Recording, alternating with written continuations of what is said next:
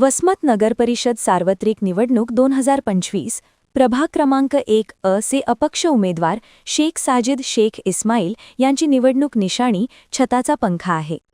छताचा पंखा या चिन्हासमोरील बटण दाबून प्रचंड मतांनी विजयी करण्याचे आवाहन शेख साजिद शेख इस्माईल यांनी सर्व नागरिकांना केली आहे.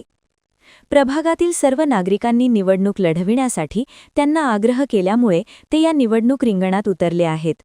आपल्या पाठीमागे सर्व प्रभागातील जनता खंबीरपणे उभी असल्याचा विश्वास यावेळी बोलताना त्यांनी व्यक्त केला.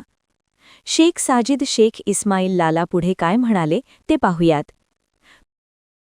नाम शेख साजिद शेख इस्माइल है और जो तो मैं अपक्ष उम्मीदवार हूँ. मेरी निशानी है पंखा. और जो समझो आज जो नगर सेवक यहाँ पे 20-20 साल से है, 25-25 साल से है, एक बार अपक्ष से चुन के लाया है. जो भी है खैर ये जो काम है, ये काम जो है तो धीरे धीरे होते रहता, एकदम कोई काम होते नहीं रहता है. कोई भी काम रहने दो. और मेरा जो काम है मेरे को जनता ने खड़े करे आला है. मैं किसी के पैसे के वास्ते खड़े नहीं रहा है, मैं किसी के बिकाव के वास्ते खड़े नहीं रहा है.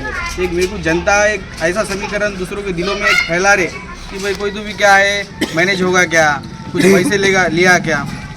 एक को कम से कम नहीं भी बोले तो 100 से 200 फ़ोन आ रहे थे.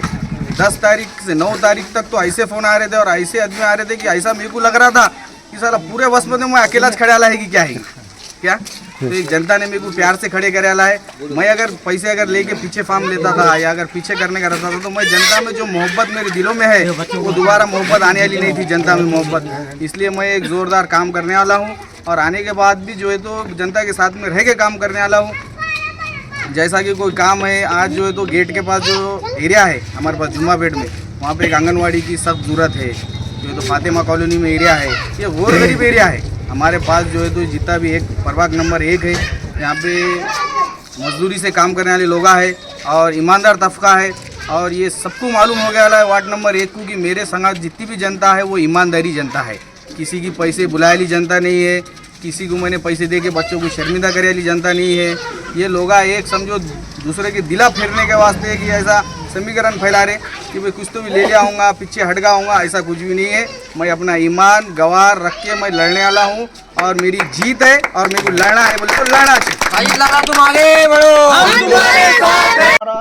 अच्छा है, हमने इनको खड़ो करे वाला है. कोई पार्टी ने टिकट दिया ना, अपक्ष से खड़ो वाला है.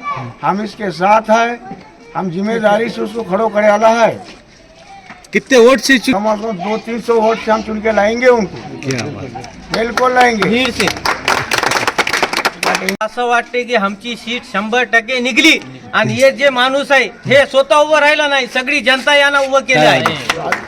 याला जनतानं उभं केलं आणि 100% आम्ही आमच्या जोर जबरदस्ती जे काय असेल आमच्या याच्यात आम्ही याला पुरू आणि याच्या पाठीची खांदा लावून उभं राहून आमच्या हक्कासाठी कोणतंही धडपड करते हे माणूस. दवाखाना असू द्या, पोलीस स्टेशन असू द्या, जे काय असू द्या, ते जातपात काहीच बघत नाही, सगळ्याला घेऊन चालते. गल्लीतला काही मॅटर होऊ द्या याच्या पैसे आधी येते. आता दवाखाना 3 दिवस बघायला आला, सारखे फोन येतात, दवाखान्यामध्ये जाते, सगळ्याला बोलून घेते, सगळ्यासारखं काम करते. आम्हाला अशा माणसाची सध्या जरूरत पाहिजे आणि हाय बी.